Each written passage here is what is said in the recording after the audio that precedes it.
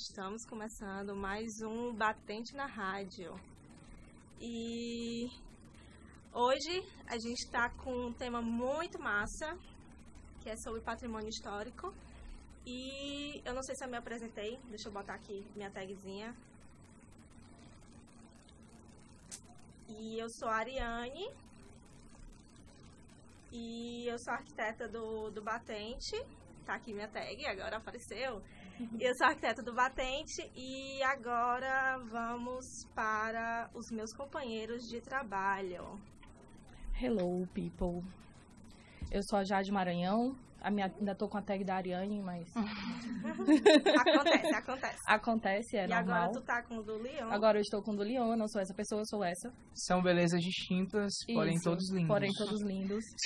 E eu vou falar aqui rapidão do site do Batente. Bota aí, Iriri, o site do Batente. Que é um site colaborativo. Por favor, colaborem. É uma coisa bem bacana de se fazer. A gente... estreitar laços aí, eu sempre falo isso, porque é isso mesmo, conhecer o trabalho dos outros, apresentar o nosso trabalho, aquele trabalho teu que tu fez semestre passado, que é massa, dá uma recaustada nele e tal, manda pra gente, né, já tem uma galera aí que colaborou, que foi massa, e falando em colaboração também, ontem teve uma colaboração muito legal, que foi do Maquinar, sobre o concurso de ideias que tá rolando. Né, a gente reclama muito que às vezes não acontece as coisas aqui em Fortaleza, tudo que a gente quer participar, que a gente quer fazer, pois tá aí, tá acontecendo. Vamos falar com a Isabelle, que a Isabelle vai explicar pra gente como é que tá rolando essa coisa desse concurso de ideias. Participem todos. Então, gente, o Maquinar, ele é uma organização sem fins lucrativos que... A gente começou com esse projeto mais ou menos no começo do ano passado, e ele demorou um pouco, assim, para sair do papel. Mas, basicamente, o nosso intuito primeiro é de promover o debate acerca da arquitetura em contextos onde as diversidades sociais, econômicas e ambientais, elas se sobrepõem ao exercício da arquitetura. Então, a ideia é a gente levar, através dos concursos de ideias, a arquitetura em lugares onde ela normalmente não chega. Na verdade, não a arquitetura, mas o exercício da profissão da arquitetura, né? O exercício do arquiteto. E o nosso primeiro concurso de ideias, ele surgiu a partir de uma visita que a gente fez na comunidade do Cumbe, que é uma comunidade quilombola, que fica em Aracati. E a gente foi lá visitar e conversou com os moradores. E aí, eles, por saberem que a gente era arquiteto, estudante de arquitetura, eles começaram a falar de várias demandas que eles tinham lá dentro da comunidade e que eles precisavam de várias coisas.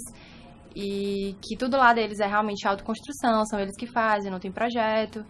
E a partir disso, a gente começou a pensar em desenvolver esse projeto, esse concurso de ideias, que ele prevê estruturas de chalés para o turismo comunitário lá, que é uma coisa que eles estão tentando desenvolver agora através da rede Tucum, que é uma rede de turismo comunitário que está atuando agora no Ceará, em várias comunidades tradicionais, a fim de promover essas comunidades, a identidade delas para que elas fortaleçam, porque, por exemplo, no Cumbe existem muitos conflitos econômicos e sociais, porque vem muita empresa de fora querendo explorar as áreas, é uma área muito rica, e justamente esse concurso vem como uma maneira de afirmar essa identidade e de trazer pessoas para que elas conheçam, não só promover o projeto, o concurso, mas também dar visibilidade através do edital. Muitas pessoas estão visitando, estão querendo ir lá conhecer a comunidade e conhecer todas as coisas que eles têm a oferecer.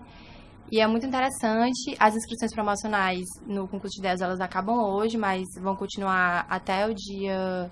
As inscrições normais, né? Até o dia 14 de setembro.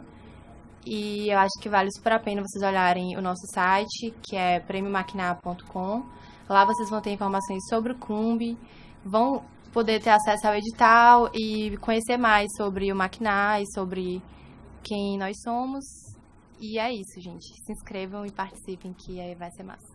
Sim, inclusive o link do Maquinar tá ali no Batente, tá na página ali, aí onde tá piscando. Em rosa. Em rosa. E eu acho que também não pode deixar de falar que esse concurso vale tanto para estudante quanto para profissionais de arquitetura, e a gente também deixa aberto para que pessoas de outras áreas possam se inscrever. A exigência é de que haja pelo menos um estudante de arquitetura ou arquiteto formado na equipe, mas a gente acha interessante que haja uma interdisciplinaridade.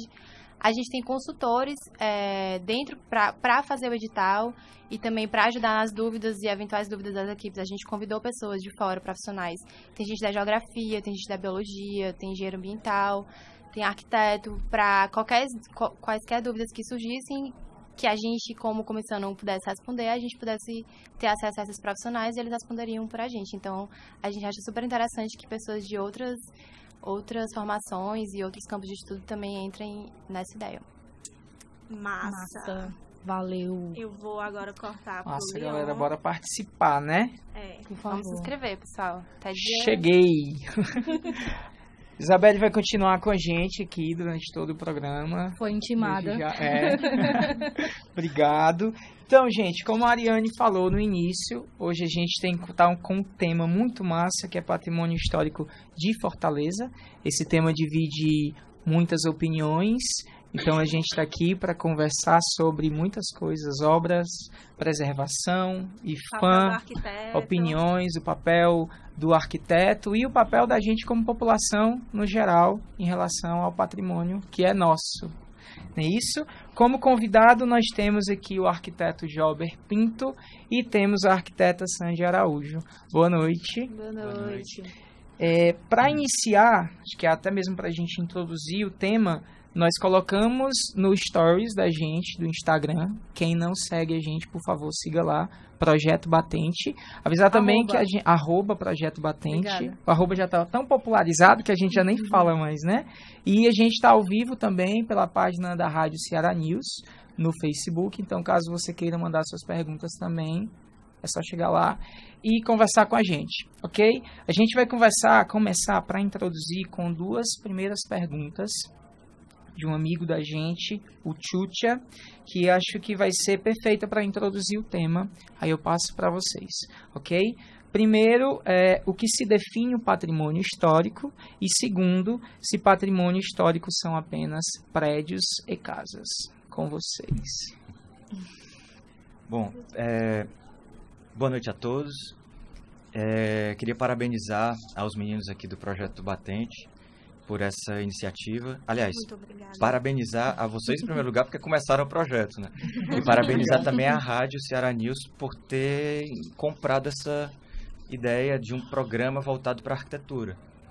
Eu acredito que nessa nossa conversa aqui sobre patrimônio, a falta do debate sobre a arquitetura vai estar como pano de fundo de vários problemas que a gente vai discutir, né? E uma iniciativa como essa, como programas desse tipo, né, para discutir vários temas voltados para o mundo da arquitetura e da cidade, ela é louvável, é muito bacana, né? Então, parabéns para vocês, desejo vida longa ao Projeto Batente. Obrigada. Ao site colaborativo, tudo muito massa, parabéns mesmo. Com relação à questão do patrimônio histórico, primeiro, eu acho que, atualmente, esse tema já está também um pouco desgastado e um pouco defasado, né? Hoje em dia a gente já não fala mais tanto de patrimônio histórico, mas de patrimônio cultural. Uhum. A forma mais contemporânea de se tratar esse tema é sobre o patrimônio cultural. E isso já responde, o próprio conceito já responde à segunda pergunta. Isso. Por que se chama patrimônio cultural? Porque não é só o aspecto histórico ou material que é importante, mas, enfim, o caráter afetivo, aspectos sociais, sociológicos, culturais, artísticos.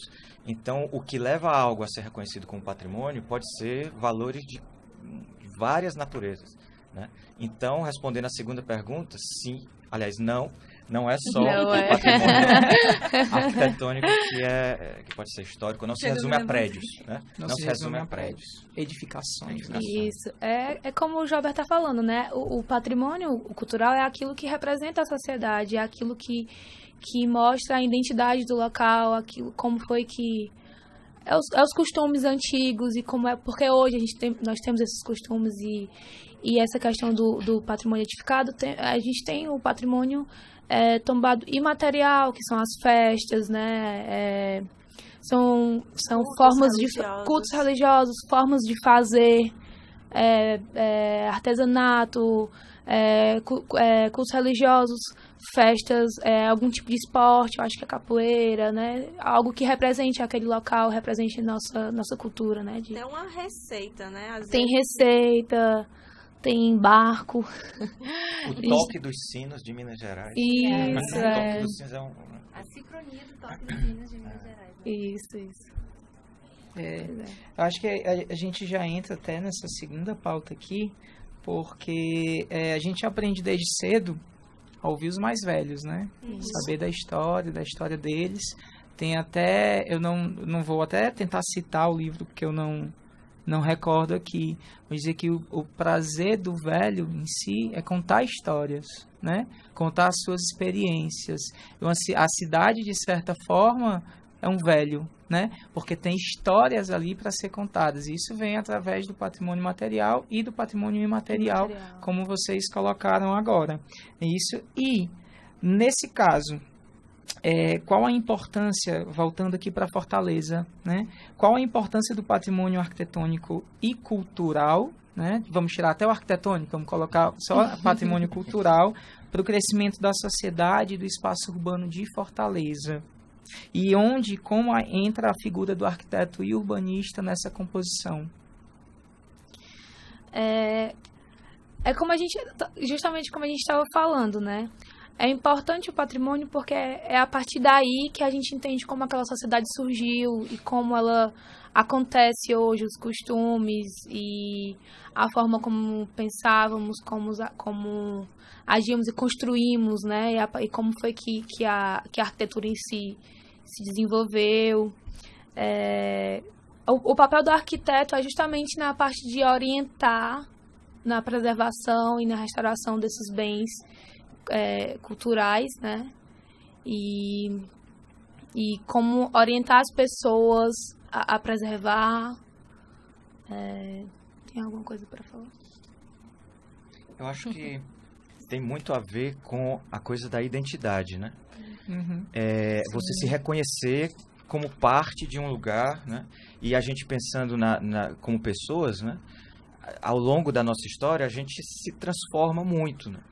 Eu conto sempre para os meus alunos que alguns projetos do início da carreira, ou até o meu próprio TCC na época, hoje em dia eu não gosto nem de dizer que fui eu que fiz, porque ficou horrível. Então, assim, me transformei totalmente, minha visão de arquitetura mudou, mas há algo, né? A nossa essência é a mesma. Então, a mesma coisa ocorre com as cidades, né? Existe algo de identidade, ou de personalidade, ou de caráter dos lugares que precisa permanecer, embora esteja sempre se transformando. E quando a gente destrói isso é muito...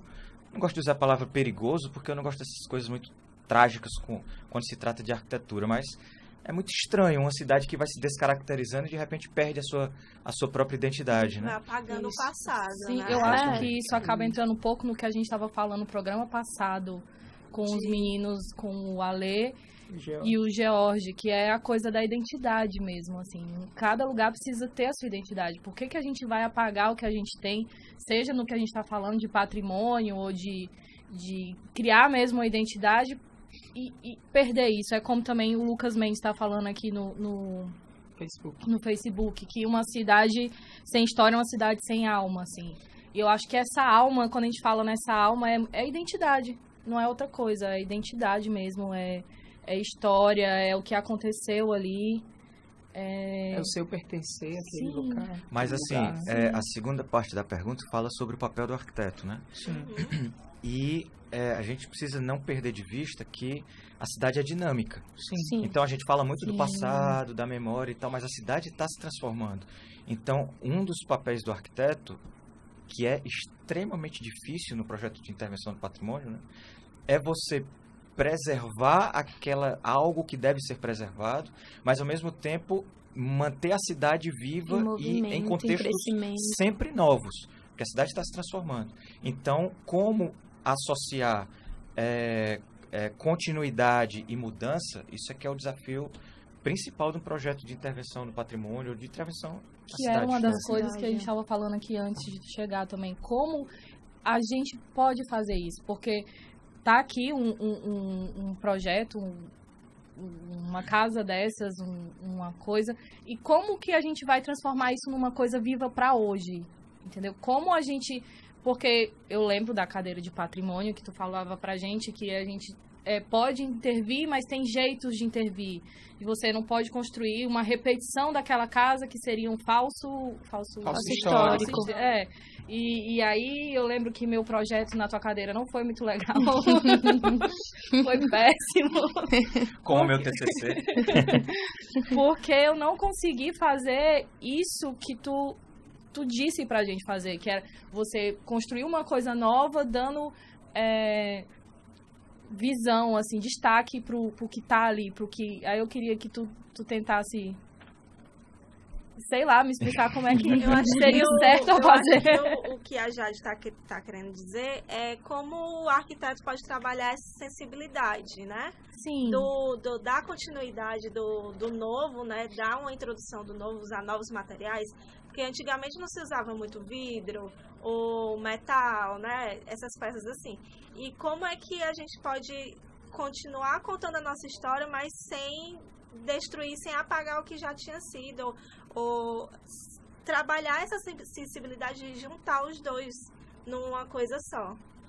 Aí eu acho que tem duas coisas que são importantes, na minha opinião, né? Primeiro, e que é um dos pontos que faz com que essa coisa de patrimônio seja tão... gere tanto debate, como o Leon falou logo no começo, né? É um tema muito interessante e tal, que gera muito debate, conflitos e tal. É porque não existe uma receita de bolo para isso. Então, a pergunta que a Jade acabou de fazer é simplesmente uma pergunta que não tem resposta. O que fazer para fazer um bom projeto de intervenção, né? Aí, uma das saídas é a pergunta da Ariane, né? Sensibilidade. Então, por isso que é extremamente importante desenvolver essas habilidades, né, do olhar, do contato com os materiais, e principalmente uma pergunta que é a primeira que eu, na minha opinião, deve ser feita quando você se depara com um projeto desse, né? O que é o principal aqui nesse objeto, né? Um edifício, um conjunto arquitetônico. O que é que eu não posso mudar, porque senão eu vou descaracterizar a essência dele? Quando eu descubro isso, que às vezes está até dito nos documentos, instruções de tombamento e tal, isso aí eu já vou ou não tocar, ou tocar com todo cuidado do mundo. O que é acidental, aí já cabe mais transformação, mais intervenção, que depende muito da sensibilidade do arquiteto, né? E a civilidade, né? Como a gente vai usar aquele espaço? Usar de forma que a gente possa, por exemplo, para você usar um espaço que é tombado, você tem que ter todo um cuidado com por exemplo, tem espaços, o Jardim do José de Alencar, do Teatro José de Alencar. O jardim, ele tem, o piso dele é em tijoleira, então quando é montado estruturas, a gente tem que ter todo um cuidado na montagem da estrutura que vai ter lá. Então não é só o espaço, como preservar a fachada, como preservar, tem todo um estudo, entendeu? O que é, como o professor falou, o que eu quero preservar. O que é em destaque aqui nesse espaço, entendeu? Além da tijoleira, do teatro, do jardim, tem as árvores, tem o próprio projeto urbanístico, que é do Burle Marx. Como a gente vai intervir, usar aquele espaço sem agredir, nem causar danos, né? Então, tudo parte também do cuidado, dessa sensibilidade e dessa civilidade ao usar os espaços, né? E aí também abre espaço para um argumento que é sempre muito colocado pelos proprietários ou pessoas que estão envolvidas dentro do processo, né? Que é assim, o prédio está bem deteriorado, está em estado muitas vezes de abandono e tal, então muitas vezes se propõe um projeto que não tem essa sensibilidade, não conseguiu captar a essência, não, né, tá transformando aquilo, e aí eles dizem, mas vocês preferem que ele caia ou que ele tenha um uso aí, como se qualquer coisa que deixasse aquilo funcionando fosse melhor do que não ter nada, né? E não é assim, porque esses objetos, eles são chamados patrimônio porque eles foram reconhecidos como tais por um grupo social. Pela sua importância dentro né? de onde ele está inserido, então, né? não é qualquer coisa, né? Então, é difícil a mudança, no caso, ela é inevitável, né? Principalmente quando se trata de restauração. Você dá um novo uso àquilo, né? Então, no caso, é essa sensibilidade de saber o que preservar e saber o que é que você pode mudar. É isso. Tem um caso que eu acho que é interessante até agora a gente entrar. Que o professor jovem tinha até comentado, né, sobre a questão de que o proprietário muitas vezes não dá... pensa que ter um trabalho maior com o projeto de restauração do prédio, às vezes não vale tanto a pena esperar, ou que o uso tem que ser... o uso tem que ser do jeito que ele quer e tal. Eu acho que tem o caso, estava até conversando, o Ricardo, né, tinha falado sobre isso, e que é o caso de Sobral, né, e eu acho que não é só aqui em Sobral que também acontece. A Sandy já comentou sobre o caso de Icó, e que eu queria que ela comentasse esse caso do Icó que ela pegou nas primeiras semanas de trabalho. Pois é, eu recentemente entrei no trabalho lá no ICO, eu sou a chefe do escritório de lá, do representante do IFAM, e em apenas 3 meses de trabalho aconteceu de ter um caso de demolição, que na verdade foi o primeiro caso que a gente pegou lá no IFAM em anos, assim, desde o funcionamento, inclusive esse que a gente vai falar em seguida, o de Sobral, é o segundo caso. Como que aconteceu? O imóvel, ele estava foi constatado há alguns anos atrás, se eu não me engano, em 2012, que o imóvel estava em estado de arruinamento e ele fazia parte do conjunto tombado do município. Foi tomado pelo fiscal responsável, né? Na época ele tomou todas as providências para poder entrar em contato com o proprietário do imóvel e chamar a atenção dele para a deterioração desse imóvel. Porém, na época, não caberia a nossa atuação direta, pois o imóvel estava na área de entorno, que eu acho até legal, a gente estava comentando aqui como preservar os edifícios. É importante também lembrar que, além do edifício tombado ou do conjunto tombado, de fato, a gente tem que preservar o entorno dele, porque o entorno ele vai ajudar na melhor visibilidade, na ambiência daquele bem. Então, na época que foi constatada a deteriorização do imóvel, não caberia a nossa atuação direta. Então, nós sabíamos do caso, mas não tínhamos como atuar de fato.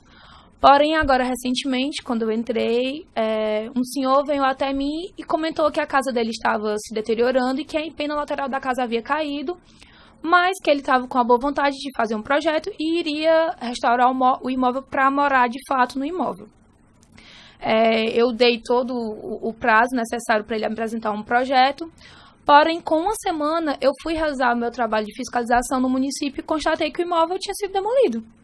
Não estava mais lá. Eu cheguei lá, nossa, como assim? O senhor falou comigo semana passada porque ele que estava com a boa vontade de construir ou de restaurar o imóvel que ele queria morar. E eu chegar aqui e tá lá, o terreno estava limpo e os entulhos estavam organizadinhos à frente do terreno. Então, foi um caso que chocou muito lá no IFAM. Ninguém nunca tinha pego um caso assim. E daí, quando nós fomos falar com o proprietário, ele disse, não, a casa caiu. E, gente, deu, sei lá, a casa caiu por... Katrina. Foi, como assim, gente? Não cai da noite pro dia. Então, é um caso muito complicado. E aí, foi tomado todas as providências, né? É um crime ao patrimônio nacional, né, no caso. Porque lá é tombado pelo IFAM, que é um órgão federal, então é um crime, e aí a partir de agora a gente vai tomar todas as providências necessárias, né? Mas ele vai ter que responder pelo ato, né? Os órgãos que a gente tem responsável por essa fiscalização e preservação não é apenas o IFAM, é isso? Não, é porque, na verdade, há 3 formas de você há 3 níveis de tombamento, né? Temos o tombamento municipal, o estadual, que é pela Secult, Secretaria de Cultura, e o IFAM, que é a nível federal, né? E aí você tem que ver a relevância daquele bem para a sociedade como um todo. Nesse caso, específico era o IFAM. No ICO, o ICO ele tem um conjunto tombado relevante a nível nacional, então é o IFAM. A gente faz um trabalho de fiscalização e orientação do conjunto como um todo lá. Certo. Aí, nesse caso, por exemplo, que a casa supostamente caiu. Caiu do nada. Aí, o proprietário, ele é multado, é isso? Isso. Na verdade... Como é que dá isso, assim? Como é que se fiscaliza isso? Quando eu constatei que o imóvel havia vindo... Desabou, né? Caiu, veio a óbito. Então, a gente tem todo um procedimento. O procedimento inicial é lavrar a multa. Na verdade, fazer com que o proprietário saiba que foi constatado e que ele vai ser multado. E aí, em seguida, a gente passa para a procuradora do IPHAN e aí ela faz uma notícia crime, né? Ela vai denunciar para a Polícia Federal, que é a gente tem o apoio do Ministério Público e da Polícia Federal. Então, é noticiado o crime à Polícia Federal e ela vai investigar as causas e descobrir como foi que caiu. E é lavrada a multa. A multa ela é calculada de acordo com a área do imóvel, né? Você tenta chegar à área do imóvel através de imagens e levantamentos que possam haver dentro do órgão. E aí é gerado um valor total do dano causado àquele conjunto tombado e aí é gerada uma multa de 50% do valor do dano. Caso não seja possível a gente reconstruir o imóvel, além da multa, a justiça obriga a eles realizarem medidas compensatórias, e essas medidas compensatórias são voltadas para a educação patrimonial do município e a divulgação do patrimônio como um todo, e a importância de se preservar, né? Então, além da multa, tem as medidas compensatórias. Nesse caso específico, com as imagens e os estudos que a gente fez em loco e com o levantamento fotográfico, vai ser possível, sim, ele reconstruir o imóvel. E aí vamos analisar as possibilidades das medidas compensatórias junto com a reconstrução do imóvel, né? Nós temos algumas questões, a Ariane até introduziu um pouco. Teve o caso de Sobral, tá lá no finalzinho da imagem, a gente vai mostrar aqui. Icó é uma das 4 cidades, né? Você começou em Icó, que tem o sítio histórico tombado, juntamente com Sobral, Aracati e Viçosa. Não é isso? Na quinta-feira dessa semana, essa casa, acho que foi quinta, se eu não me engano, de quarta para quinta, foi quinta, quando houve mesmo assim todo o acontecido, foi na quinta-feira. Essa casa faz parte do sítio histórico de Sobral, era tombada, inclusive o projeto concreto. Enfim, que foram delimitados vários pontos de Sobral, o Festival Concreto, desculpa. E essa casa foi uma das casas que foram objeto do festival, inclusive teve essa arte do artista Finoc de São Paulo. E ela foi demolida. Aqui a gente tem já a imagem dela demolida e a resposta do prefeito. Essa resposta veio por conta de vários stories que foram feitos pelos estudantes de arquitetura e urbanismo do INTA, lá de Sobral, e da população também que não faz parte da arquitetura em si, né? Como estudante ou como arquiteto mesmo. E o prefeito respondeu, né? Seja com mensagem automática ou não, mas enfim, respondeu. A resposta dele para Débora, no caso, foi que foram pesadamente multados e o crime foi comunicado ao Ministério Público Federal. Ponto. Houve a resposta, houve o crime, né? Foi multado. Beleza? A galera, tudo bem, beleza, foi multado. Só que a revolta dos estudantes, da população, continuou. Né? E foi bastante interessante ver isso, porque a galera dizia, não, foi multado, ele vai pagar ou não, ninguém sabe, né? Vai pagar, mas e aí? A casa não existe mais. Junto desse caso de Sobral, a gente tem a fachada do Centro Fashion, né, que era da antiga fábrica, que também simplesmente caiu, como diversos outros casos. Tem a multa, é comunicado o crime, e aí, quando não paga? E se paga, isso é comunicado à população, eles ficam sabendo, não, essa medida compensatória, quando não é feita da maneira correta, como foi proposto no caso do Centro Fashion, que era o memorial que foi colocado o banner. Nesse apanhado todo, qual a opinião de vocês sobre isso? Sobre a multa, sobre o crime, sobre pagar ou não, sobre a fiscalização? Queria que o Jober falasse um pouquinho. Bom, enquanto o Ricardo estava falando, veio várias coisas aqui na minha cabeça. Tá? Vou tentar organizar um pouquinho as ideias aqui. Primeiro, é interessante quando a gente está conversando aqui sobre esses pontos, né, falando em crime federal e tal. Né? Atualmente existe um discurso, né, muito forte de sustentabilidade, de preocupação com o meio ambiente e tal, onde as pessoas realmente são conscientes e falam de crime ambientais e tudo, né? Isso parece ser algo muito importante e tal, mas quando se fala de meio ambiente construído, que é também meio ambiente, inclusive é parte da lei federal de meio ambiente, é o meio ambiente construído, né? parece que isso ganha uma outra proporção, já não é tão importante, né? Assim. As próprias construtoras muitas vezes querem passar uma imagem de responsabilidade ambiental, socioambiental e tal, por verde, por tal, mas por outro lado estão destruindo o patrimônio olimpicamente e isso parece ser, né, aceitável. Então, essa coisa dessa consciência da importância do patrimônio construído é o que falta, né? A questão da educação ambiental que a gente conversava antes. E com relação a essa angústia que o Ricardo transmitiu aqui e que as pessoas continuaram preocupadas lá e tal, infelizmente, e isso foi uma coisa que, depois de trabalhar nessa área um tempo, fui ficando um pouco mais frio nesse sentido, né? Você tem que ser um pouco como um cirurgião, assim. Infelizmente, o cara morreu. Não tem como voltar. Você vai fazer o quê? Né? Devia ter sido feito antes, né? Agora vai fazer o que? Vai reconstruir como se fosse um pastiche e tal. Então, não tem mais volta. É importante se trabalhar antes. É como quando a gente fala de doenças, de epidemias. Tem que trabalhar a prevenção e principalmente a educação patrimonial. É o mais importante, com certeza. Conscientizar as pessoas do valor que isso tem, né? Porque senão... É o que precisa ser feito com o edifício São Pedro? No caso do edifício conscientização? Eu acho que sim. Conscientização dos proprietários, dos empreendedores que estão propondo projetos, da população em relação ao prédio. Assim, no caso do São Pedro, existia uma certa mobilização da sociedade, né? Uhum.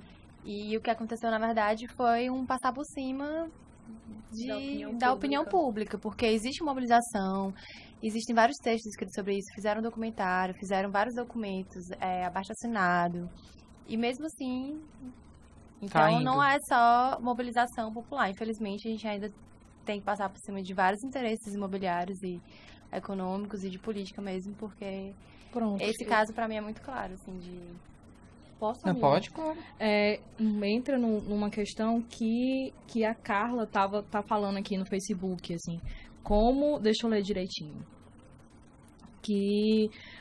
qual o ponto de vista de você de manter e preservar a cultura e identidade de um local da cidade, no caso, e o desenvolvimento urbano imobiliário necessário para o desenvolvimento econômico do entorno de bens tombados? Quer dizer, o São Pedro, ele tá ali, a gente tem que preservar, mas ele tá numa área que tá em ebulição.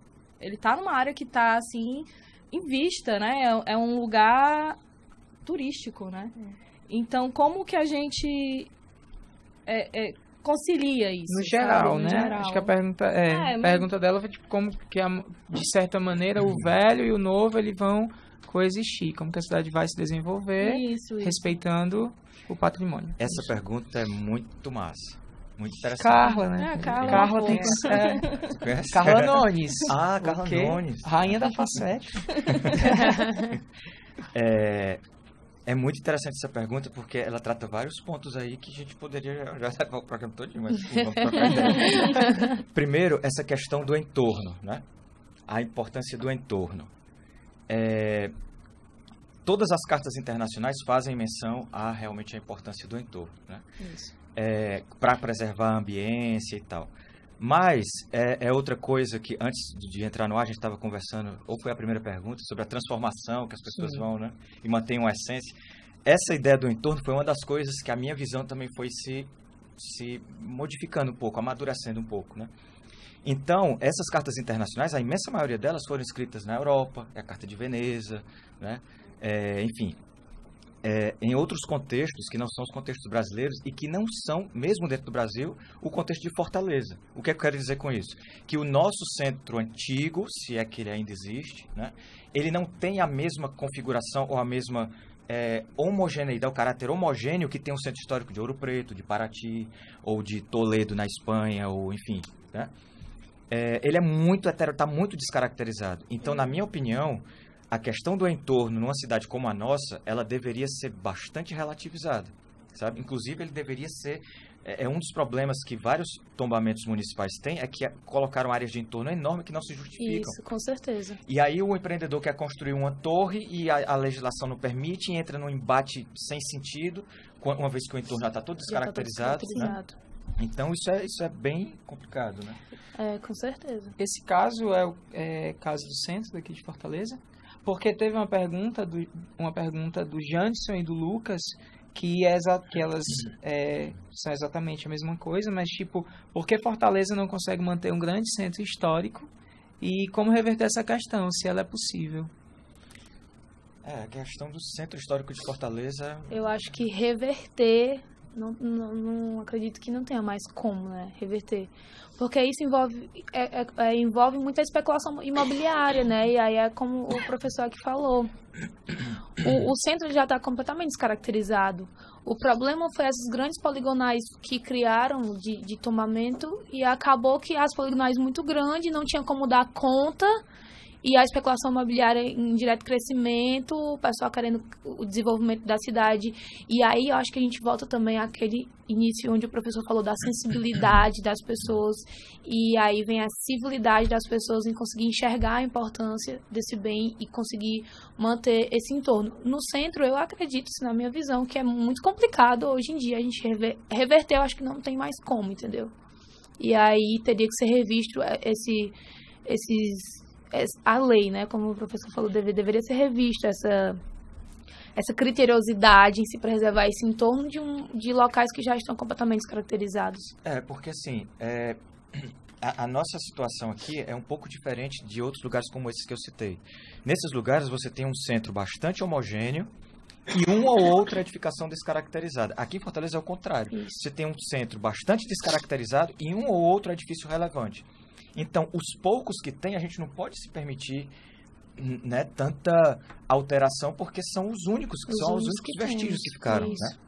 E aí, voltando para essa pergunta lá da Carla, né, sobre como conciliar desenvolvimento urbano e preservação do patrimônio. Né?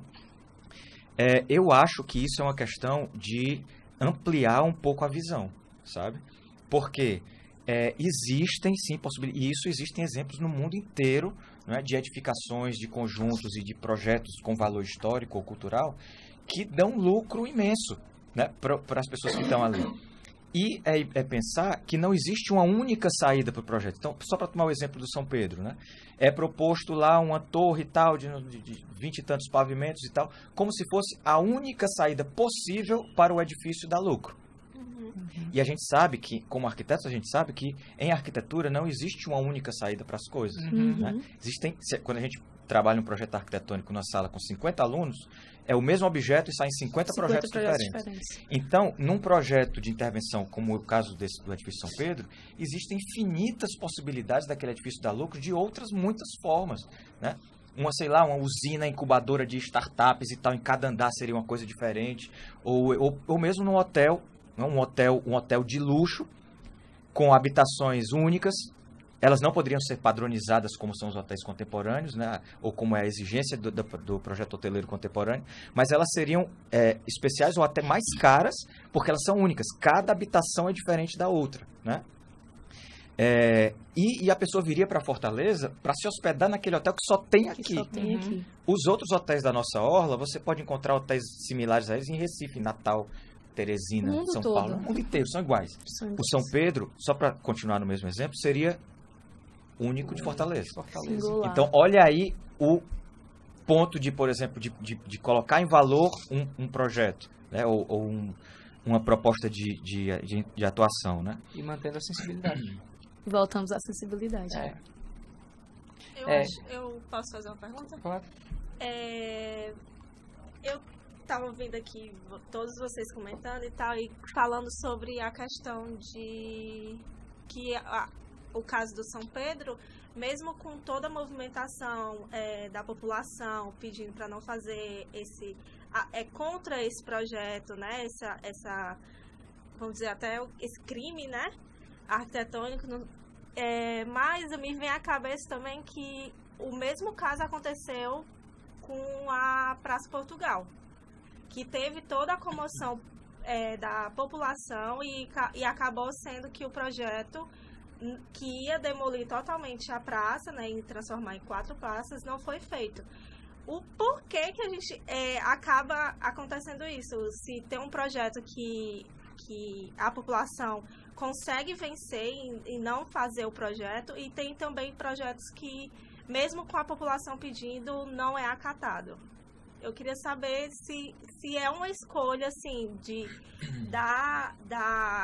questão imobiliária, né, que o dinheiro vence, vai vencer, ou se é uma questão de mesmo o prédio já era esquecido, ou então só agora que estão falando nisso agora, e o que é que está acontecendo, entendeu? É a minha pergunta. Eu acho que esse caso da Praça Portugal tem dois aspectos. Primeiro, a tua pergunta diretamente, né? Por que lá se conseguiu reverter e no caso do hotel, provavelmente não, certamente não, né? O hotel vai ser construído. Porque é um objeto público, a praça ela é pública, e o outro é de um proprietário privado. Então, quando entra a propriedade privada, é um pouco mais difícil. O jogo de interesse é maior, né? A questão do valor financeiro é bem maior. E assim, no caso da Praça Portugal, eu acho que é um exemplo muito massa para reforçar aquilo que eu acabei de falar na pergunta anterior. Eu lembro na época da discussão da praça, quando a prefeitura apresentou o projeto daquele cruzamento, né? Na época, o discurso era que só havia aquela possibilidade. Era um monte de estudos técnicos de trânsito e vai aumentar a área de praça, porque as 4 praças vai ter uma área pública muito maior do que aquela praça redonda, inacessível e tal. Só dava para ser daquela forma.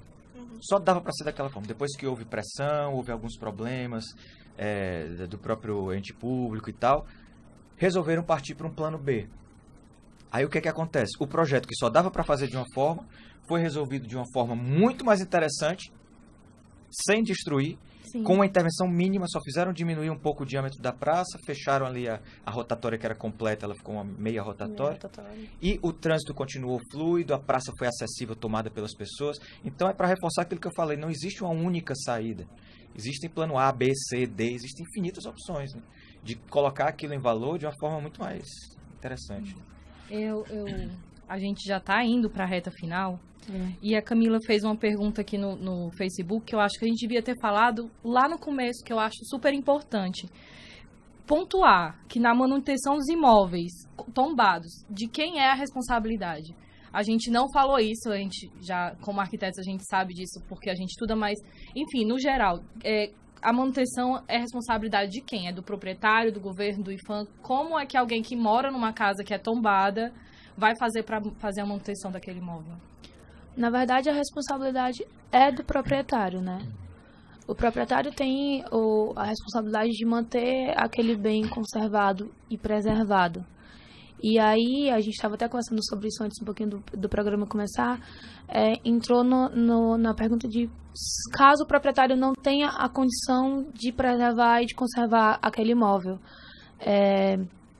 Existem programas do governo ligados ao IPHAN e aos estados e aos municípios que ajudam esses proprietários a preservarem a sua casa. Agora, o que dificulta é a falta de verba, a falta de investimento na cultura e no patrimônio. Nós sabemos que tem um grande... A verba não chega até a cultura, não é isso? Mas existem sim programas que ajudam essas pessoas elas têm todo o apoio. Elas podem solicitar, pelo menos no IPHAN, eles podem vir até nós e comunicar essa falta de verba e aí se iniciado um processo, entendeu?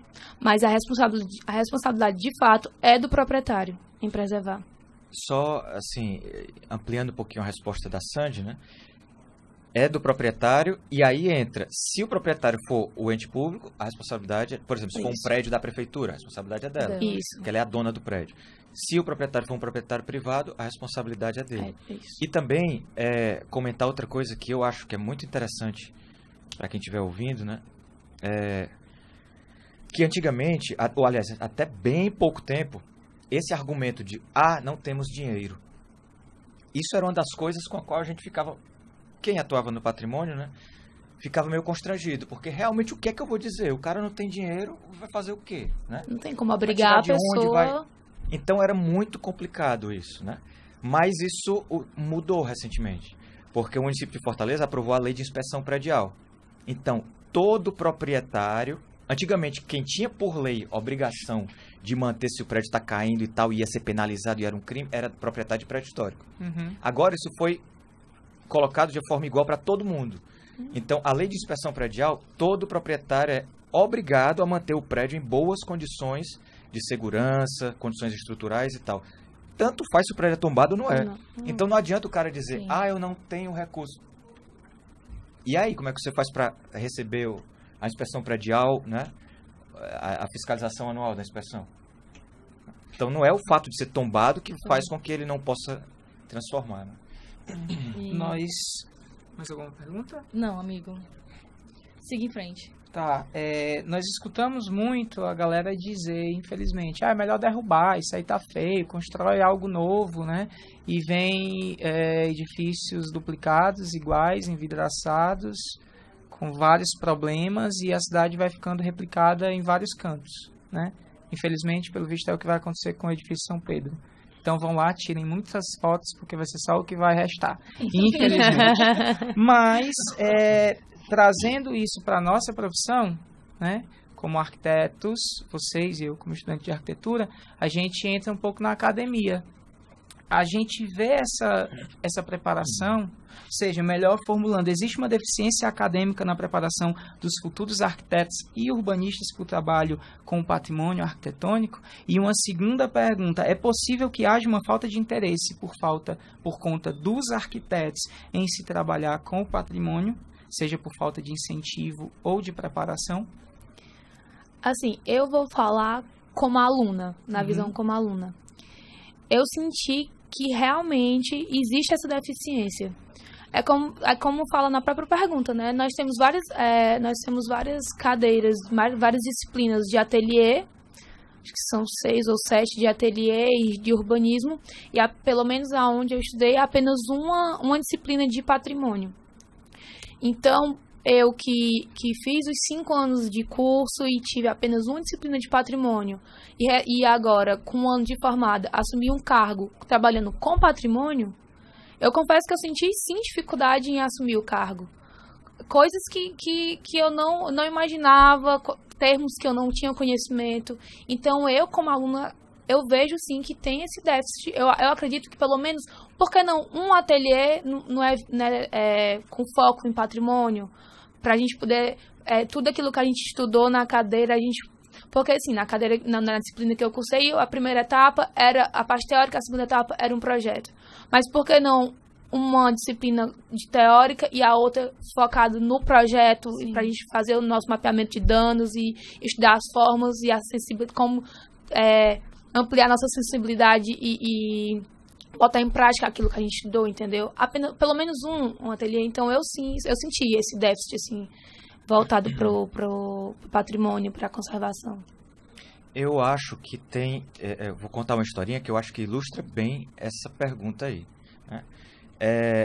E eu a escutei numa das reuniões do Conselho Municipal de Patrimônio Histórico, de um dos conselheiros, que ele disse o seguinte: quando ele foi fazer o TFG dele, numa universidade prestigiosa de Fortaleza, ele quis fazer um projeto de intervenção no patrimônio. Aí sabe o que foi que a coordenação do TFG disse para ele? Você não pode fazer esse tipo de projeto, porque a gente não aprende isso na faculdade, você não pode fazer esse tipo de projeto. Você tem que fazer um projeto novo, pense aí em alguma coisa e tal, mas um projeto de intervenção no patrimônio, de restauro, você não pode fazer. Ele teve que pensar num outro tema de TFG e tal, isso há uns 20 anos atrás, né? Porque o curso não aceitava projeto de patrimônio, dizia que não estudava isso, não, certo? Então, eu acho que isso ilustra essa falta de capacitação, né? A outra parte da pergunta que fala da falta de interesse dos arquitetos, eu acho que está atrelada a essa falta de informação. Falta de informação, Em muitos cursos, a disciplina é só teórica. Isso. A Sandy, na Federal, a Sandy ainda teve a sorte de ter teórica e projeto. Teórica e projeto, né, com certeza. Em muitos cursos é só teórica. Então, o que acontece? O cara chega na hora, acha que o patrimônio é uma camisa de força que não pode fazer nada, não pode soltar a criatividade dele, e aí foge desse tema, né? Quando, na verdade, é o contrário. É como um projeto com a topografia bem acidentada. O que é mais massa para a gente fazer um projeto? É um terreno todo plano, sem graça, ou um terreno todo acidentado? O mais difícil, né? Dá até mais possibilidades. E não dá pra gente se interessar pelo que a gente não conhece também. Exatamente. Né? Isso, justamente. E aí, nessa coisa da valorização dos trabalhos, eu queria só aproveitar que isso aqui é um meio de comunicação. Há uns 2 anos, a Secretaria da Cultura lançou um prêmio, que se chamava Prêmio Pipa, não sei se vocês conhecem. Sim. Que a ideia era exatamente estimular os estudantes a fazerem TFGs na área de patrimônio, né? E aí o projeto premiou os melhores, né, TFGs nessa área e tal. Então eu faço um apelo aqui para que a prefeitura faça novas edições desse coisa prêmio. de um ano só, né? Inclusive quem ganhou foi o Pedro Luca, o primeiro lugar. Foi. Pedro Luca é nosso ex-funcionário lá do IFAM, inclusive. Mas essa questão da deficiência do patrimônio mesmo, lá na UFC, eu ainda estou me formando, vou me formar agora, e meu TFG é em patrimônio. E eu senti uma dificuldade imensa, mesmo estando estagiando no IFAM já há mais de um ano e tendo contato mais com projetos de restauro e coisas afins. Tá sendo muito difícil e, assim, até para procurar uma orientação dentro da universidade que possa me orientar mais em questão de projeto mesmo. Porque teoria a gente sabe que tem muitos teóricos e muitas pessoas ali que, né, são bibliografia andando, assim. Mas em questão de projeto mesmo, é bem complicado. É uma coisa que eu já conversei com a professora, que é a minha orientadora, a professora de patrimônio, que é a Solange. Várias vezes conversei com ela sobre isso e ela acha também que devia existir uma cadeira de patrimônio, uma cadeira de projeto voltada para o patrimônio, porque a nossa cadeira de patrimônio ela é só teórica, e mesmo assim, ela disse que mesmo assim ela não consegue ainda dar tudo que ela queria dar de aula, mas, infelizmente, falta interesse também dentro